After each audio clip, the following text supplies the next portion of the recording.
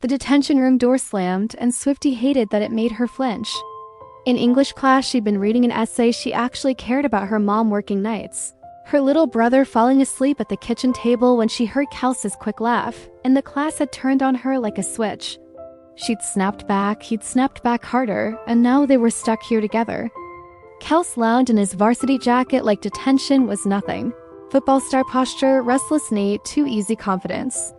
Swifty wrote catchy white girl music songs for school events and tried to live like she didn't need anyone as approval. But KELCE's jokes always found a way to make her feel exposed. "You gonna write a breakup song about this?" he asked. Swifty set her notebook down hard. "Only if it starts with you learning how to shut up."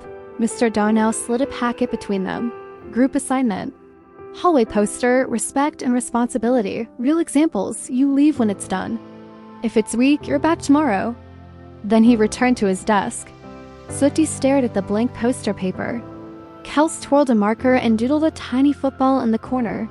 They worked in stiff silence until Mr. Darnell called, "Real examples." No cliches. Swifty's marker paused and her voice came out sharp. "Respect is not making people feel small just because you can." KELCE's smirk faded. "That about me?" "If it fits," she said, eyes down. He looked ready to fight, then exhaled. "Okay," he said, unexpectedly quiet. "Maybe I'm loud because it's the only version of me people understand. If I'm not that guy, I don't know who I am." Swifty scoffed, but her anger wobbled. "Must be nice being seen." KELCE shook his head. "It's pressure. Scouts next month. Coach, my dad. Everyone expects me to win. Messing up feels like dying in public." The words hit her because she knew that fear. "Same," she admitted. "One mistake and people decide you're a joke forever." KELCE glanced at her notebook. "So why do you sing?" "Because it's the only time my head goes quiet," Swifty said. "And because being honest is the only thing that feels real." KELCE stared at the marker. "When you read today?" "It wasn't cringe," he said, slow. "My mom works nights too. It hit me." I laughed because I didn't know what to do with feeling that in front of everyone. He swallowed. "I'm sorry." Swifty didn't answer right away. The anger that had held her up all day suddenly felt thin. "Everyone thinks I'm just nice," she said. "If I'm angry, they call it drama." KELCE nodded. "And everyone thinks I'm just a body and shoulder pads," he said. "So I stay loud." He hesitated. "I've heard your real songs," he said. "The ones you post late at night. They're not a joke." Swifty blinked. "Why were you watching?" KELCE's voice dropped. "Because it made me feel less alone." Swifty swallowed. "I watch your games for the same reason," she admitted. "Right before you throw, your hands shake." I noticed. Mr. Darnell stepped out to take a call and the quiet became personal. "Why do you hate me?" KELCE asked.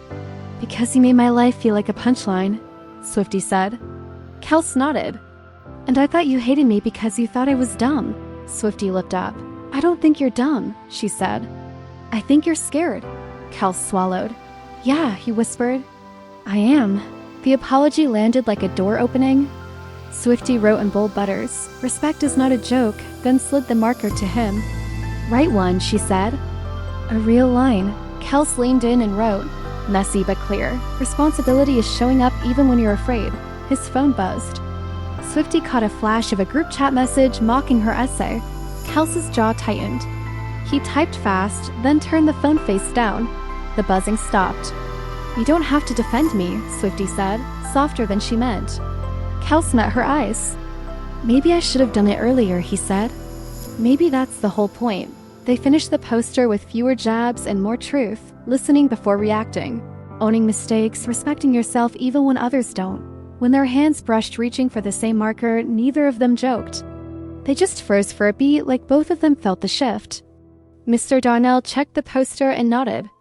"Better than I expected." "You can go."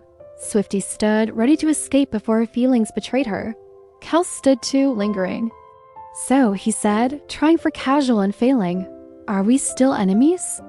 Swifty hesitated. "I'm still mad," she admitted. "But I don't think I want to hate you anymore." KELCE pulled out his phone and held it out like a risky play. "Can I get your number?" he asked. No jokes, just talked. Swifty typed it in and handed the phone back. "Only if you promise you'll never make me feel small again," she said. KELCE's expression turned steady. "I promise," he said. "And I'll prove it." In the doorway, the noise of the after-school hallway rushed back and lockers clanging. Voices, the world that loved labels. KELCE's phone buzzed again, probably his team asking where he was, but he didn't look. A couple of kids glanced over and smirked like they expected a show. SWIFTY's stomach tightened, ready for the old feeling, and KELCE stepped closer, not touching her, just standing beside her like a choice. "Walk with me," he said under his breath, and it sounded less like a request and more like a promise. They walked out together, not touching, not official, but no longer on opposite sides of the hallway. SWIFTY didn't know if tomorrow would be awkward or amazing, but she knew detention had him. To trapped her with her enemy at all, it happed her with someone who finally understood the same fear in a different language. Like and subscribe for more dramatic love stories.